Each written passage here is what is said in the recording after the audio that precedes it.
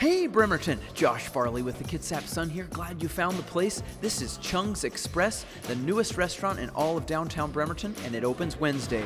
And I've got 5 stories that you just got to know about happening in Bremerton this week.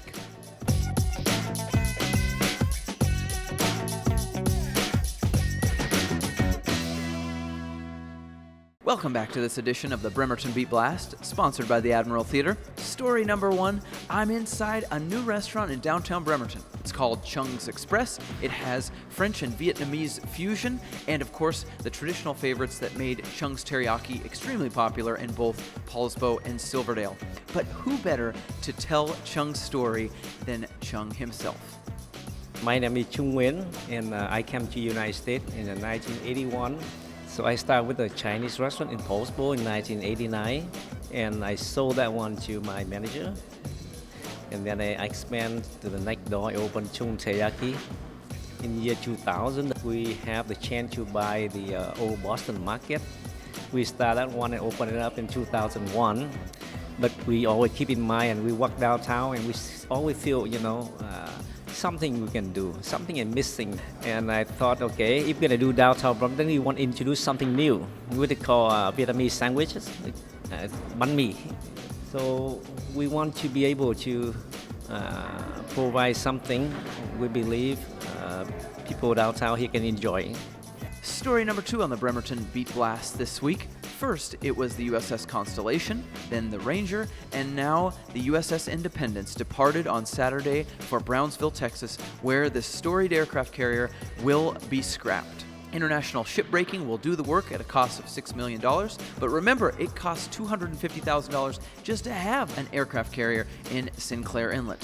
Our fabled mothball fleet here in Bremerton once had 4 aircraft carriers. It's down to now just 1, the Kitty Hawk. The journey will take a long time. The Independence will not fit inside of the Panama Canal, so it must sail all the way around the south tip of South America through the Strait of Magellan. But remember, the home-ported carriers USS John C. Stennis and the Nimitz will remain. Story number 3 on the Bremerton Beat Blast. Kerry Bozeman's probably a familiar name to most people in Bremerton. He was mayor here between 2002 and 2009 and focused many of his efforts on revitalizing the downtown core. But now, Bozeman, a city resident and a port commissioner for the Port of Bremerton, is focusing his efforts on neighborhoods. He wants to see neighborhoods galvanized so they can solve problems, whether it's a street light that goes out, a new sidewalk that needs putting in, or just a good old-fashioned American barbecue. How are you? I'm Kerry Bozeman. We want to create neighborhoods that are organized and engaged and involved, where people come together around issues that they want to solve.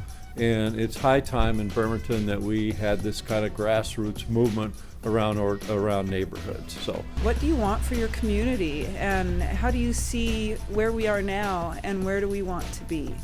What kind of improvements or goals or aspirations do you have? And then come together with your neighbors and talk about it. What do we have in common that we could do together really simply? The first Neighborhood Summit will be held March 25th at Our Savior's Lutheran Church at 6th and Veneta. And story number 4 on the Bremerton Beat Blast is the A word, annexations. I know, it gets you excited, doesn't it? The city of Bremerton is looking to add more property into its boundaries, particularly ones that are known as islands of unincorporation, like Rocky Point and Navy Yard City. But first, a resident on Corbett Drive decided that he wanted to be a part of the city and has petitioned. So the city has responded. The city council on Wednesday night will take up this annexation request. It only affects about 30 homes, which is about a population of almost 70 people, but it may be, in the words of Bremerton Mayor Patty Lent, the first of many annexations. I spoke with senior planner Allison Satter about how these annexation efforts will go forward in 2017. As City Council and the Mayor have identified this as a goal for them to look into annexations in the near future, the city staff is going forward with educational outreach materials to all the UGAs to say, hey public, are you interested in annexing? So if anyone's out there interested in annex and you're right next to the City of Bremerton limits and want to join, please feel free to give us a contact. And finally, story number 5 is just a quick history lesson. A little blue book was found inside Building 850 inside of the Puget Sound Naval Shipyard gates. This little book provides a snapshot of what life was like in 1944. It was made by the telephone company then, and it taught you how to not only make a long-distance phone call, but when the ferries ran to and from Seattle, and all kinds of useful information to those people who were working in the shipyard at the time. 1944 Bremerton was a city of about 80,000 people. We're roughly half that now. So you can see it was a different place.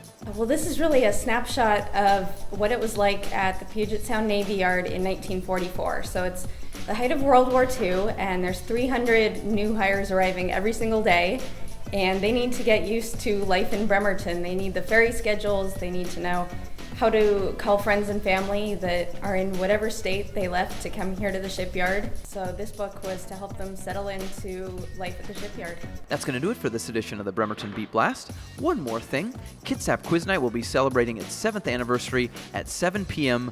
on March 16th, the day before St. Patrick's Day. There will be a lot of prizes, and those of you who tune into the Bremerton Beat Blast will do quite well on our quiz, I do believe. Have a great rest of your week, and we'll see you again next Tuesday.